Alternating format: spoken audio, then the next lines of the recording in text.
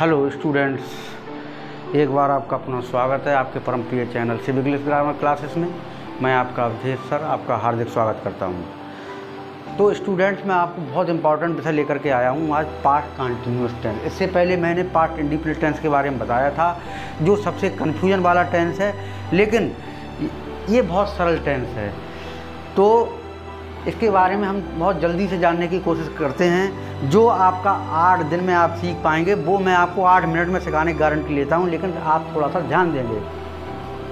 चलिए बिना देरी के हम स्टार्ट करते हैं अपना विषय, पास्ट कंटिन्यूअस टेंस। इसकी पहचान क्या है? क्रिया के अंत में रहा था, रही थी, रहे थे इत्यादि शब्द आते हैं, ऐसे सेंटेंस पास्ट कंटिन्यूअस टेंस की श्रेणी में कहलाते हैं।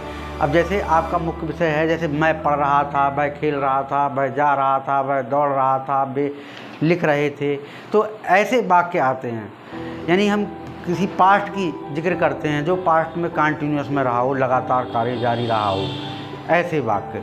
और वैसे भी सब्जेक्ट के द्वारा किसी भी कार्य का करना, यानी एक्शन के द्वारा मूवमेंट हो, कोई कार्य किया जा रहा है, तो वो टेंस की कैटेगरी में आता है। तो इसी प्रकार से ऐसे वाक्य जिसके अंत में रहा था, रही थी, रहे थे आते हैं, वो पास्ट कंटिन्यूअस टेंस की श्रेणी में आता है। इसकी हेल्पिंग वर्ब बाद या बर को लगाते हैं, उसके बाद B1 में ING जोड़ देते हैं और आपका अदर सब्जेक्ट, अदर वर्ड हो जाता है, यानी कि ऑब्जेक्ट हो जाता है, जो भी हो। अब इनकी पहचान हम कैसे करेंगे?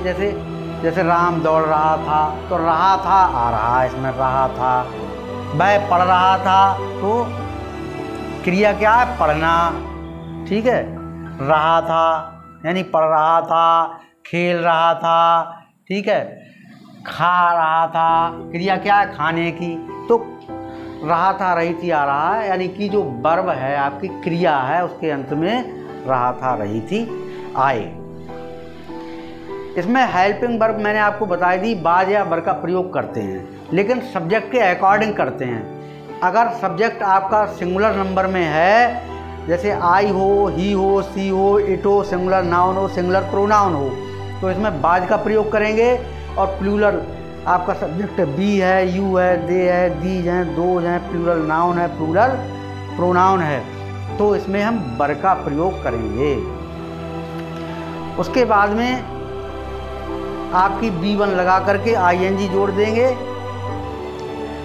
अब एक बार हम स्ट्रक्चर देख लेते हैं। अगर अफर्मेटिव सेंटेंस है, अफर्मेटिव का मतलब जो नेगेटिव ना हो, नकारात्मक ना हो, जो प्रश्नवाचक ना हो, तो वो अफर्मेटिव की श्रेणी में आते हैं। जैसे हम कहें राम जा रहा था, तो ये कैसा है वाक्य? अफर्मेटिव की श्रेणी में है। तो इसमें क्या करेंगे? सब्जेक्ट को पहले लगाएंगे। अब सब्जेक्ट यदि आपका सिंगुलर है तो बाज लग जाएगा, प्लूरल है तो बर लग जाएगा, उसके बाद B1 में ING लग जाएगी, ऑब्जेक्ट लग जाएगा। इसी प्रकार नेगेटिव में हम सब्जेक्ट लाएंगे, उसके बाद में बाज या बर का प्रयोग करेंगे, उसके बाद नॉट लगा देंगे, B1 में ING जोड़ करके ऑब्जेक्ट को जो भी होगा वो लगा देंगे। इंट्रोगेटिव में WH फैमिली का जो भी सदस्य है उसको लिखेंगे, उसके बाद बाज या बर का प्रयोग करेंगे, फिर सब्जेक्ट आ जाएगा, B1 में ING जोड़ करके आपका ऑब्जेक्ट आ जाएगा। नेगेटिव इंट्रोगेटिव है अगर यदि कोई, अच्छा इंट्रोगेटिव भी 2 प्रकार के होते हैं। एक तो हाँ या ना में जिसका उत्तर आए, जैसे पहले अगर क्या लगा हुआ है तो उसका उत्तर हाँ या ना में आएगा, तो WH फैमिली का हम सदस्य नहीं लेंगे। जैसे WH फैमिली के सदस्य कौन से होते हैं? वाई है, वाट है, वेन है, विच है, हाउ है, हु है, वेयर है, हुम है और हुज है।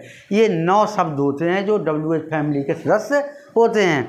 अगर इनमें से कोई पहले शब्द लिया जाता है, कहीं प्रश्नवाचक वाक्य हो, तो इसमें का पहला वर्ड आ जाएगा WH फैमिली का, उसके बाद में बाज बर आ जाएगी, फिर सब्जेक्ट B1 में के बाद में ऑब्जेक्ट लग जाएगा, B1 में ING लग जाएगी, उसके बाद ऑब्जेक्ट आ जाएगा। ऐसे ही नेगेटिव इंट्रोगेटिव की बात करते हैं। यदि WH फैमिली का सदस्य है तो उसको पहले लेंगे, बाज या बर को लगा देंगे, फिर सब्जेक्ट को लगाएंगे, सब्जेक्ट के अकॉर्डिंग बाज बर लगेगी, उसके बाद नॉट आ जाएगा, फिर B1 में ING जोड़ देंगे, ऑब्जेक्ट आ जाएगा। स्पेशल केसेस में इंट्रोगेटिव है, यदि जो WH फैमिली का सदस्य है वो सब्जेक्ट का काम कर रहा है तो वो, उसके बाद में बाज या वर आ जाएगी, उसके बाद में B1 और ING। अब इसमें हम सब्जेक्ट को नहीं लाए क्योंकि सब्जेक्ट का काम यही कर रहा है जो आपका WH फैमिली का है। जैसे कौन आ गया, जैसे कौन दौड़ रहा था, ये वाक्य आ जाए तो दौड़ने का काम कौन कर रहा है, कौन, तो हु आ गया। अब रहा था आ रहा है तो एक वचन का है तो बाज आ गया, हु वाज, और क्रिया क्या है, दौड़ना, रन, और उसमें ING लगा देंगे, रनिंग, हु वाज रनिंग। कौन दौड़ रहा था, कौन दौड़ रहे थे, तो हु के साथ वर आ जाएगा क्योंकि रहे थे आ रहा है, प्लूरल का सब्जेक्ट प्लूरल माना जाएगा, हु वर रनिंग।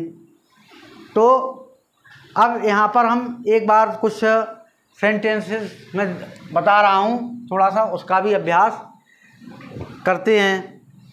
जैसे यहाँ पर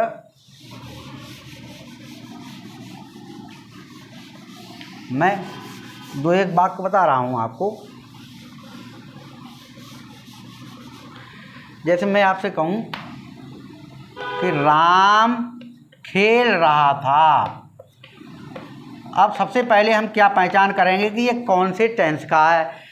अब पास्ट की क्या पहचान है, क्रिया के बाद में रहा था रही थी आए। अब जैसे क्रिया क्या है, खेलना, उसके बाद में क्या है, रहा था रही थी आ गया, तो ये पास्ट कंटिन्यूअस का है। अब इसमें सबसे पहले हम क्या, कैसा है, ये अफर्मेटिव है क्योंकि नहीं भी नहीं है, इंट्रोगेटिव भी नहीं है, तो पहले क्या लाए, सब्जेक्ट। सब्जेक्ट क्या है, राम। राम कौन सा है, सिंगुलर नंबर। सिंगुलर नंबर के साथ हम क्या लगाते हैं, बाज लगाएंगे हेल्पिंग वर्ब को, राम बाज। मेन वर्ब क्या है, प्ले। प्ले फर्स्ट फॉर्म हो गई, ING लगा दी, क्या हो गया, प्लेइंग। राम बाज प्लेइंग, राम खेल रहा था। अगर इसमें मैं आपको नहीं लगा दूं, कहूँ कि राम की जगह, चलो यहाँ पर ये लगा देता हूँ, वे नहीं पढ़ रहे थे। अब ये नेगेटिव हो गया। अब नेगेटिव है तो बे के लिए क्या कहते हैं, दे। दे कैसा है, प्लूरल सब्जेक्ट है, प्लूरल नंबर में आता है। कहाँ आ रहा है दे, ये आ रहा है थर्ड पर्सन में प्लूरल का है। दे के साथ क्या लगाओगे, प्लूरल के सब्जेक्ट होता है तो वर।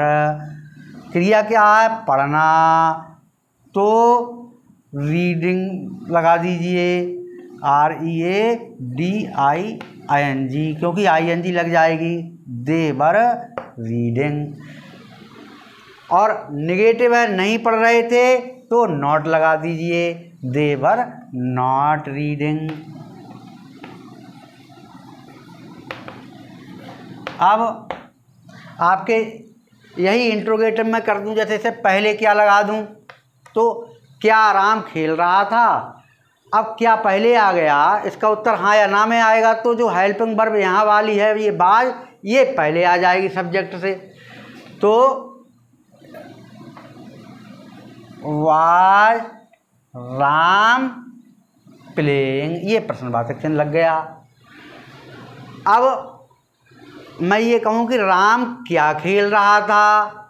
अब इसी चीज़ के लिए WH फैमिली का सदस्य आ गया। ऐसे राम कहाँ खेल रहा था, चलो ये कर लीजिए, कहाँ कर लीजिए, तो ये WH फैमिली में है, वेयर। वेयर माने कहाँ, तो यहाँ पर आपका WH फैमिली का सदस्य पहले आ गया, वेयर। अब राम कैसा है, एक वचन का सब्जेक्ट है, तो वेयर WH फैमिली के बाद में क्या आ जाएगा, helping verb was. Where was Ram playing, Ram कहाँ खेल रहा था। अब इसी के बाद में आ जाए इंट्रोगेटिव नेगेटिव। राम क्यों नहीं खा रहा था, ये आ जाए। जैसे ये आ जाए,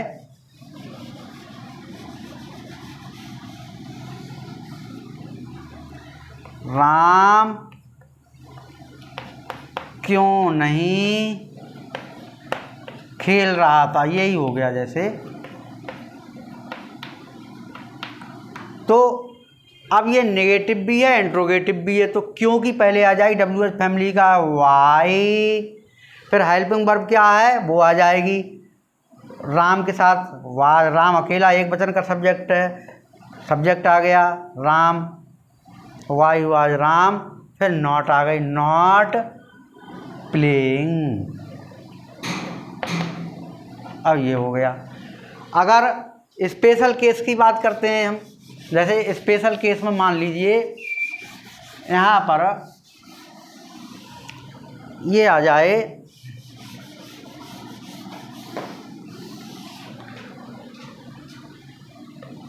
कौन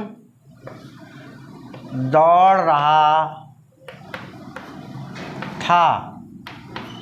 अब दौड़ने का काम कौन कर, जैसे कि राम दौड़ रहा था तो सब्जेक्ट राम था। अब यहाँ कौन दौड़ रहा था तो ये यही सब्जेक्ट हो गया, और यही WH फैमिली का सदस्य भी है। तो यदि WH फैमिली का सदस्य सब्जेक्ट का काम करता है तो उसके अकॉर्डिंग हेल्पिंग वर्ब आएगी। रहा था एक वचन है तो हु वाज रनिंग।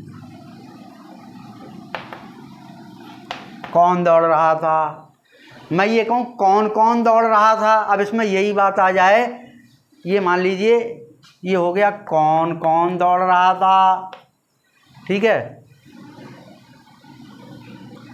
तो अब क्या करेंगे, कौन कौन को क्या कहेंगे, हु ऑल वाज रनिंग, ठीक है। कौन कौन दौड़ रहे थे, हु ऑल वर आ जाएगा, हु ऑल वर रनिंग।